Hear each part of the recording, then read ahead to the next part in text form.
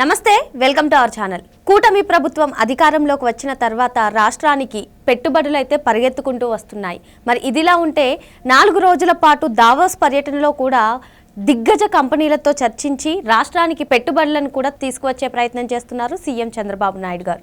ఇలా ఉంటే జగన్మోహన్ రెడ్డికి సంబంధించిన పలు మీడియా కథనాల్లో అయితే దావోస్ పర్యటన నుంచి ఏమీ రావట్లేదు, అసలు పెట్టుబడులే రావట్లేదు, ఒత్తి చేత్తో వస్తున్నారు తండ్రి కొడుకులు ఇద్దరు అంటూ పలు కథనాలు రాస్తున్నారు. ఇదిలా ఉంటే అసలు జగన్మోహన్ రెడ్డి హయాంలో ఎటువంటి పరిశ్రమలు వచ్చాయి, అసలు పరిశ్రమలు వచ్చాయా, ఉన్న పరిశ్రమలు వెనక్కిపోయా తెలుసుకునే ప్రయత్నం చేద్దాం. దీన్ని పూర్తిగా విశ్లేషించడానికి మనతో పాటుగా ఉన్నారు ప్రముఖ ఆర్థిక, రాజకీయ, సామాజిక విశ్లేషకులు మధుసూదన్ రెడ్డి గారు. వారిని అడిగి తెలుసుకుందాం. సార్ నమస్తే. సార్ నమస్తే అమ్మా.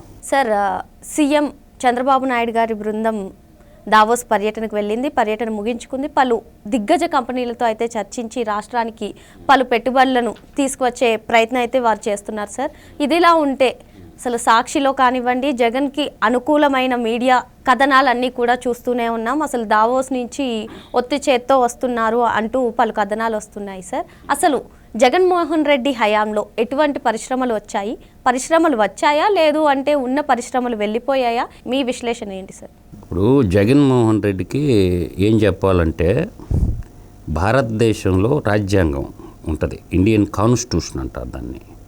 దాంట్లో మొట్టమొదటి పేజీ ఒకటి ఉంటుంది. ఆ మొట్టమొదటి పేజీలో పీటికి చెప్పని అడగాల.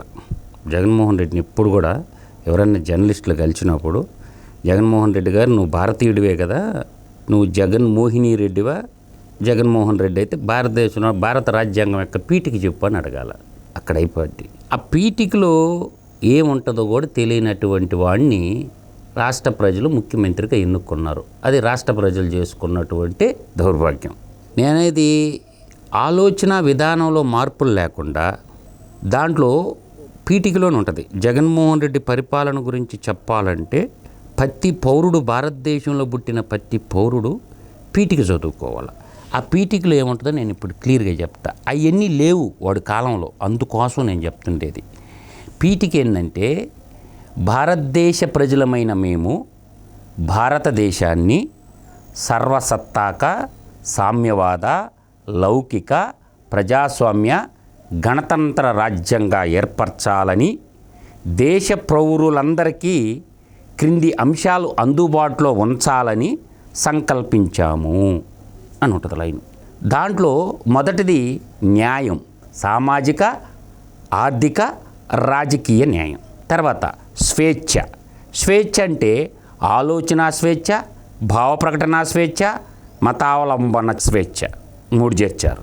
తర్వాత సమానత్వం, హోదాలలోనూ అవకాశాలలోనూ సమానత్వం.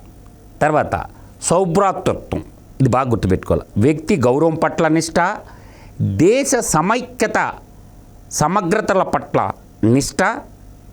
మా రాజ్యాంగ సభలో 1949 నవంబర్ 26వ తేదీన ఈ రాజ్యాంగాన్ని స్వీకరించి ఆమోదించి మాకు మేము సమర్పించుకుంటున్నాము. ఇది రాజ్యాంగ పీఠికలో ఉండే అంశం. ఈ అన్నిట్లో కూలంకషంగా మనం చర్చించుకుంటే సామాజిక న్యాయంలో వచ్చేసరికి సామాజిక న్యాయం లేదు, ఆర్థికంగా అందరికీ ఆర్థికంగా వాడే దోపిడీ చేసుకున్నాడు, రాజకీయ న్యాయం లేదు.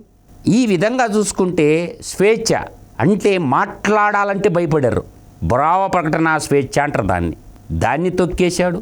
సమానత్వం, హోదాల్లోనూ అవకాశాల్లోనూ సమానత్వం ఉండాలి. సమానత్వం ఎక్కడుంది? చీఫ్ సెక్రటరీ ఎవడు, రాష్ట్ర డీజీపీ ఎవడు, రాష్ట్ర ముఖ్యమంత్రి ఎవడు, సకల శాఖల మంత్రి ఎవడు, మైనింగ్ డైరెక్టర్ ఎవడు, బేవరేజ్ కార్పొరేషన్ డైరెక్టర్ ఎవడు. ఈ విధంగా చెప్పుకుంటుంటే టాప్ మోస్ట్ పోస్టులన్నీ ఎవడి చేతిలో ఉన్నాయి? వాడి కుటుంబం చేతిలో ఉన్నాయి. ఆ తర్వాత పార్లమెంటు నాయకుడు ఎవడు, రాజ్యసభ నాయకుడు ఎవడు, మొత్తం ఈ మిడతల దండు ముఠ వీళ్ళందరూ. అంటే ప్రాథమిక పీఠికలో ఉన్నటువంటి అంశాలనే గంగలో దొక్కేసిండు. ఇవాళ పార్లమెంట్లో ఆనాడు చూస్తే మనము పెద్దిరెడ్డి మిథున్ రెడ్డి ఉండేవాడు. రాజ్యసభకు వచ్చేళ్ళకే A2 నిందితుడైన ఈడీసీబీ కేసులో కరప్షనిస్ట్ అయినటువంటి విజయసాయి రెడ్డి ఉండేవాడు. రాష్ట్రానికి వచ్చి మట్టే ముఖ్యమంత్రి వాడే, డీజీపీ వాళ్ళోడే, చీఫ్ సెక్రటరీ వాడే, ఈ విధంగా ఏంటంటే రాజ్యాంగంలో ఉన్న మొదటి పేజీనే గంగలో తొక్కినటువంటి కలికాల జగనాసురుడు అన్నమాట. ఇక్కడ సౌభాతృత్వంకి వచ్చేసరికి వ్యక్తి గౌరవం పట్ల నిష్ఠ ఉండాలి. అంటే గౌరవం ఉన్నదా వ్యక్తుల పట్ల? అందరిని దూషించిండుగా. అంతకుముందు 3 సార్లు ముఖ్యమంత్రిగా పనిచేసిన చంద్రబాబు నాయుడిని, వాళ్ళ సతీమణిని, ప్రజల్ని, వాళ్ళ మంత్రిమండలి అంతా ఈ లకారం భాషే కదా వాళ్ళాడిందే. తర్వాత దేశ సమైక్యత పట్ల కూడా వాడికి ఏమన్నా ఉందా? రేషన్ బియ్యం లూటీ చేస్త్రీ, గనులు లూటీ చేస్త్రీ, సర్వం దోచేస్త్రీ. అయితే వాడి పాలనా కాలంలో అభివృద్ధికి నోచుకోకపోగా జరిగిందేంటి? ఎవడన్నా పరిశ్రమ పెట్టుంటే, గత ప్రభుత్వంలో ఉన్న ముఖ్యమంత్రులు పరిశ్రమలు పెట్టుంటే 1 డజన్ కంపెనీలు దర్వేసిన లిస్టు చెప్తా. వాళ్ళల్లో ఫ్రాంక్లిన్ టెంపుల్ ఫార్చ్యూన్ 500 కంపెనీలు ఒక కంపెనీ, దాన్ని దరివేసిండా విశాఖపట్నం నుంచి. తర్వాత అమర్ రాజా బ్యాటరీస్ కంపెనీ, ఎప్పటి నుంచో వాళ్ళు కాంగ్రెస్ వాదులు మొట్టమొదటి నుంచి గల్లా జయదేవ్ వాళ్ళు వాళ్ళ పార్టీకి రాలేదని గుంటూరు ఎంపీగా ఉన్నాడు గల్లా జయదేవ్. దానికి పొల్యూషన్ కంట్రోల్ బోర్డు నోటీస్ ఇచ్చే చేతులెత్తి దండం పెట్టి మేమే చెప్తున్న సకల శాఖల మంత్రి అయినటువంటి సజ్జల రామకృష్ణారెడ్డి అన్నమాట వాస్తవమే కదా. దాన్ని తరిమేస్తే తెలంగాణలో 9,500 కోట్లతో పెట్టారుగా. దాని తర్వాత లూలు గ్రూపు, అది ఒక మాల్, దాన్ని పెట్టుబడులు పెడతామని వస్తే వాళ్ళని తరిమేశారుగా. అప్పుడు 3 అయినాయి. 4వది, అసలు ప్రకాశం జిల్లాలో ఇప్పటివరకు పరిశ్రమలే లేవు.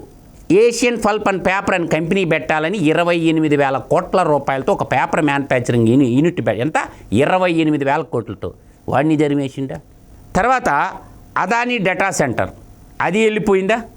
అదానీ డేటా సెంటర్ చివరికి అదానీతో మిలాఖత్తై నాకు రాసి స్టీల్ ప్లాంట్ కోసం పిలిపించుకున్న దాతే డేటా సెంటర్ని ఎత్తేసిండా. తర్వాత హెచ్ఎస్బిసి దాన్ని ఎత్తేసిండా విశాఖపట్నం నుంచి. తర్వాత అమరావతి రాజధానిలో సింగపూర్ స్టార్టప్ కంపెనీలు వస్తే వాళ్ళని తరిమికొట్టిండా. దాని తర్వాత రిలయన్స్ జియో సెజ్జు అంటే ఎలక్ట్రానిక్స్ హబ్కి ఒక సెజ్జు, అది చిత్తూరు జిల్లాలో నుంచి లేచిపోయిందా రిలయన్స్ సెజ్జు. తర్వాత హోలీటెక్, ఈ కంపెనీని ఎత్తిపోతల పథకం కింద ఎత్తేసిండా. తర్వాత రాజపలాయనం మిల్స్, దీన్ని ఎత్తేసిండా. తర్వాత ట్రైటాన్ సోలార్ ఎనర్జీ, ఇప్పుడు అంటున్నాం కదా హరిత ఇంధనాలు, దాన్ని తరిమేసిండా. తర్వాత మెగా సీడ్ పార్క్, అతి గతి లేకుండా అది ఏమైపోయింది కూడా ఎవడికి తెలియదా.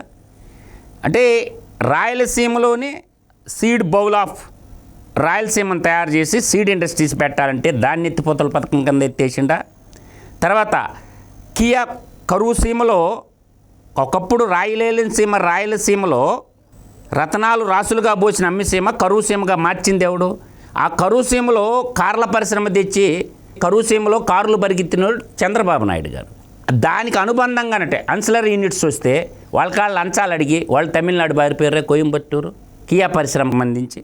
తర్వాత జాకీ అనేది ఫ్యాబ్రిక్లో ఒక చాలా మంచి బ్రాండు. అనంతపురం వెనకబడిన జిల్లాలో జాకీ పరిశ్రమ నాడు నెలకొల్పాలని వాళ్ళు అనుకుంటే వాళ్ళ డబ్బులు అడిగి వాళ్ళని పారిపోయేటట్టు చూస్తే వాళ్ళు తెలంగాణకు వచ్చారా. తర్వాత జువారీ సిమెంటు, దీని కథ ఏంది? వాడి సిమెంట్ ఫ్యాక్టరీ బాగు చేసుకోవడం కోసం వాడి సిమెంట్ ఫ్యాక్టరీకి గనులు కేటాయించుకోవడం జువారీ సిమెంట్కి సున్నం పెట్టారా. అలా చెప్పుకుంటూ పోతే పెట్టుబడిదారులందరినీ బెదిరించి వాళ్ళ దందాలు వసూలు చేసి అలా చేసినటువంటి ఆంధ్ర రాష్ట్రానికి పట్టినటువంటి శనిగాడు అనమాట. అందువల్ల ఆలోచన చేసుకోవాలి. ఇప్పుడు నేను చెప్పిన ఈ వ్యవస్థలన్నీ తరిమేసినట్టు ఎవడు. అందువల్ల ఈ డజన్ సంస్థలు తరిమేసింది వాడే కదా. ఎంత నష్టపోయి ఉంటుంది గడిచిన 5 ఏళ్లలో. అందువల్ల ఆలోచన చేసుకోవాలి. కాబట్టి ఎవరు పాలకుడు, ఎవడు దుర్మార్గుడు, ఈ కలికాల జగనాసురుడిని నమ్ముకుంటే అది మంచిది కాదు. వాడు భస్మాసురుడు లాంటోడు. అందువల్ల ఏంటంటే దానగుణము ఉండేవాడికి దయాగుణం ఉండదు అంటారు పెద్దలు. ఏందే దానగుణం ఉండేవాడికి దయాగుణం ఉండదు. ఆలోచన చేసుకొని ఒకసారి విజ్ఞతతో ఆలోచించమని చెప్తుండా. గోల పక్కన పెట్టి రాష్ట్ర సర్వతోముఖాభివృద్ధికి ఎవరైతే రాష్ట్రం బాగుపడద్దో, ఎవరి చేతుల్లో రాష్ట్రం ఉంటే బాగుంటుందో ఆలోచించుకోండి. అందువల్ల ఈ వ్యక్తి పూజ ప్రజాస్వామ్యంలో మంచిది కాదు. ఇది మన గణరాజ్యం.